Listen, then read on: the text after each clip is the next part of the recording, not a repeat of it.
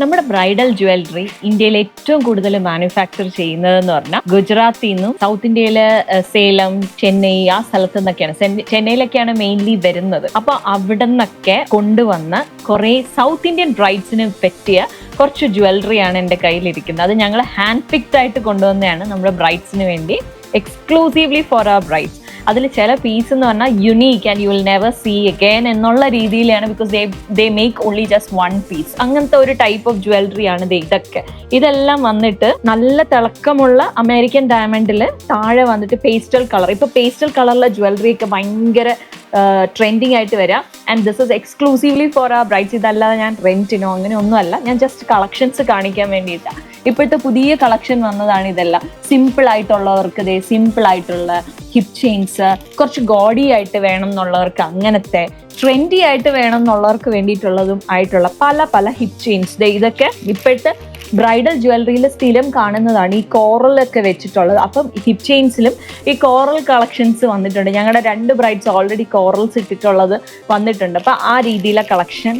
പിന്നെ നെറ്റിച്ചുട്ടി നോക്കുവാണെങ്കിൽ നെറ്റിച്ചുട്ടിയിൽ തന്നെ പേസ്റ്റൽ കളേഴ്സ് വരുന്നതും, പിന്നെ അല്ലാതെ AD സ്റ്റോൺസ് വരുന്നത്, നമ്മുടെ സാരിക്ക് മാച്ചിങ് ആയിട്ടുള്ളത്, അങ്ങനെ ഡിഫറെൻറ്റ് ഇതെല്ലാം കണ്ടോ. ഇതെല്ലാം ഇപ്പോഴത്തെ ട്രെൻഡാണ്. അത് ഇതിൻ്റെ കൂടെ പോകുന്ന രീതിയിൽ, ഈ ജ്വല്ലറിയുടെ കൂടെ പോകുന്ന രീതിയിലാണ് ഇത് സെറ്റ് ചെയ്തേക്കുന്നത്. അതുപോലെ ഒത്തിരിയും കളക്ഷൻസ് വന്നിട്ടുണ്ട്. പിന്നെ നമ്മുടെ ചില കുട്ടികൾക്കുണ്ട് സ്റ്റോൺസ് ഒന്നും ഇഷ്ടമല്ല, അങ്ങനെയുള്ളവർക്ക് വേണ്ടിയിട്ടുള്ളതാണ് ഈ മാതിരിയുള്ള ഹിപ്പ് ചെയിൻ. റിയൽ ആൻറ്റിക് ഗോൾഡിനോട് മാച്ചിങ് ആയി പോകുന്ന രീതിയിലെ ഹിപ്പ് ചെയിൻ ആണ്. ഇനി സ്റ്റോൺസ് താല്പര്യമുള്ളവർക്ക് നമ്മുടെ സാരിക്ക് മാച്ചിങ് ആയിട്ടുള്ള സ്റ്റോൺസും ഒക്കെ സെറ്റ് ചെയ്തിട്ടുള്ള ഹിപ്പ് ചെയിൻ ആണ്. പിന്നെ യുണീക്ക് പീസ് ഓഫ് ജ്വല്ലറി തപ്പി നടക്കുന്ന ബ്രൈഡ്സിന് വേണ്ടിയിട്ടുള്ളതാണ് ഇങ്ങനത്തെ ഓരോ സെറ്റ് ജ്വല്ലറി എന്നാണ്. ഇത് എനിക്ക് മേടിച്ചതിൽ ഏറ്റവും ഫേവറേറ്റ് ഒരു മാങ്ടിക്കയാണ്, നെറ്റിച്ചുട്ടിയാണിത്. ഇതൊക്കെ വെച്ചങ്ങോട്ട് ഒരുക്കി കഴിയുമ്പോൾ എന്തായിരിക്കും ഭംഗി എന്നറിയാമോ ബ്രൈഡ്സ്. ഇതെല്ലാം ക്ലാസ് ടെമ്പിൾ ജ്വല്ലറിയുടെ കൂടെ, അതായത് നമ്മുടെ ടെമ്പിൾ ജ്വല്ലറിക്ക് അതേ കളറിൽ ചെയ്തു വരുന്ന എൻഗ്രേവിങ്സ് പോലും അത്രയും നീറ്റായിട്ട് എൻഗ്രേവ് ചെയ്ത ജ്വല്ലറി ഒക്കെയാണ് ഇതെല്ലാം.